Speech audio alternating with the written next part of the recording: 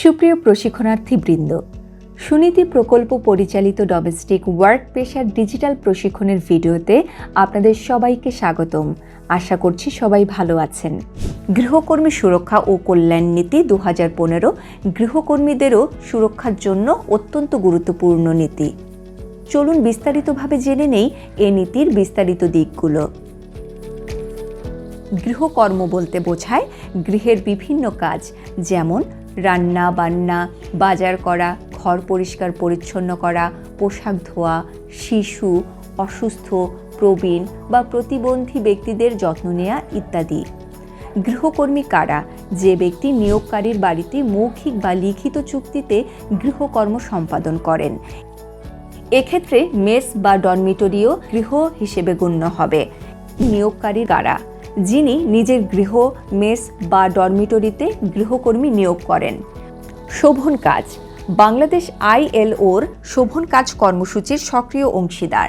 গৃহকর্মীদের জন্য এ কর্মসূচির প্রযোজ্য অংশ বাস্তবায়ন নিশ্চিত করা। নীতিমালা বাস্তবায়নের দায়িত্ব কার? শ্রম ও কর্মসংস্থান মন্ত্রণালয়, জেলা প্রশাসক, সিটি কর্পোরেশন, উপজেলা নির্বাহী অফিসার, ক্যান্টনমেন্ট নির্বাহী অফিসার ও স্থানীয় সরকার, মেয়র অথবা চেয়ারম্যানের কার্যালয়। গৃহকর্মীর মজুরি নির্ধারণ পূর্ণকালীন, উভয় পক্ষের আলোচনার ভিত্তিতে সামাজিক মর্যাদা ও জীবনযাপনের উপযোগী। খণ্ডকালীন, কাজের ধরন বা সময়ের ভিত্তিতে। মজুরি প্রদান প্রতি মাসের মজুরি পরবর্তী মাসের 7 তারিখের মধ্যে পরিশোধ করতে হবে। বয়সসীমা বাংলাদেশ শ্রম আইন 2006 অনুযায়ী নিয়োগ চুক্তি 14 থেকে 18 বছর বয়সী কিশোর কিশোরী বা হালকা কাজে 12 বছরের শিশুর ক্ষেত্রে অভিভাবকের সম্মতিতে, প্রাপ্তবয়স্কের ক্ষেত্রে সরাসরি নিয়োগকারী গৃহকর্মীর আলোচনা করে। চুক্তিতে অন্তর্ভুক্ত থাকবে নিয়োগের ধরন ও তারিখ, মজুরি ও কাজের ধরন, বিশ্রাম, ছুটি, থাকা খাওয়া, পোশাক পরিচ্ছদ। কর্মঘণ্টা, ছুটি ও বিশ্রাম, পর্যাপ্ত ঘুম, বিশ্রাম, বিনোদন ও ছুটির সুযোগ সহ নিরাপদ পরিবেশ নিশ্চিত করতে হবে। প্রসূতিকালীন সুবিধা সর্বমোট 16 সপ্তাহের সবেতনের ছুটি এবং ভারী কাজ থেকে বিরত রাখা। প্রশিক্ষণ দেশ বিদেশে কর্মসংস্থানের জন্য বিশেষ প্রশিক্ষণের উদ্যোগ। স্বাস্থ্যসেবা নিয়োগকর্তা চিকিৎসক নিয়োগ করে স্বাস্থ্যসেবা নিশ্চিত করবেন। ধর্ম পালন গৃহকর্মীকে তার নিজস্ব ধর্ম পালনের সুযোগ দেয়া। দুর্ঘটনায় ক্ষতিপূরণ কর্মরত অবস্থায় দুর্ঘটনা হলে চিকিৎসা ও ক্ষতিপূরণ প্রদান। নির্যাতনের বিরুদ্ধে ব্যবস্থা নির্যাতন বা হয়রানির ঘটনায় দ্রুত ব্যবস্থা নেওয়া হবে। গৃহকর্মীর বিরুদ্ধেও একই বিধান প্রযোজ্য। স্বাস্থ্য পরীক্ষা রেজিস্টার্ড চিকিৎসকের মাধ্যমে নিয়মিত স্বাস্থ্য পরীক্ষা নিশ্চিত করা। শ্রমিক কল্যাণ ফাউন্ডেশন সরকার গৃহকর্মীদের কল্যাণ নিশ্চিত করবে।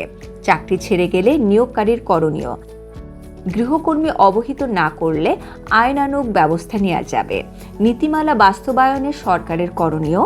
গণমাধ্যমে প্রচার, হেল্পলাইন চালু করা। সচেতনতা বৃদ্ধি ও অধিকার সম্পর্কে জানানো। নিয়োগকারীর কর্তব্য গৃহকর্মীর প্রতি মানবিক আচরণ, শারীরিক বা মানসিক নির্যাতন না করা, মৌলিক মানবাধিকার নিশ্চিত করা। গৃহকর্মীর দায়িত্ব বাড়ির দেখাশোনায় বিশ্বস্ত থাকা, অনুমতি ছাড়া বাড়ি না ছাড়া। অপরিচিতের সঙ্গে কথোপকথনে সতর্ক থাকা, পরিবারের সদস্যদের প্রতি যত্নবান হওয়া, ক্ষতিকারক আচরণ থেকে বিরত থাকা। অভিযোগ জানানোর পদ্ধতি নিয়োগকারী কর্তৃক নীতি লঙ্ঘন হলে সরকার নির্ধারিত মনিটরিং সেলে অভিযোগ দায়ের।